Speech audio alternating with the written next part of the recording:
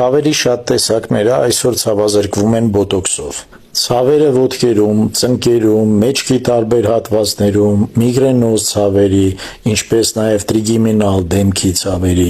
Այսօրվա օրով բոտոքսի ներարկումով հնարավոր է լինում 70-ից 80% հիվանդների մոտ ստանալ երկարատև ցավազրկում։ Արդյունքը բոտոքսի ներարկման տևում է 3-ից 6 ամիս։ Նման բարձր արդյունքները կապված են բոտոքսի մի քանի մեխանիզմի հետ ազդեցության։ Առաջինը ինքը թմրացնում է մկանները, որոնք լինում են սպաստիկ գերլարված եւ սեղմում են նյարդին։ Երկրորդը ուղղակի ցավազրկող էֆեկտն է, որովհետեւ բոտոքսը արգելափակում է ցավ առաջացնող մասնիկների արտադրությունը։ Բոտուլինոթերապիայի արդյունքն է լինում նվազումը ցավերի ինտենսիվության եւ հաճախականության, որը անշուշտ բերում է կյանքի որակի լավացման։ Եթե դուք ունեք նմանատիպ ցավեր եւ մկանային սպազմեր, փորձել եք տարբեր բուժման մեթոդներ, բայց խնդրեմը մնացել է, կապվեք մեզ հետ։ Հեռախոսը տրված է տեսահոլովակին կից։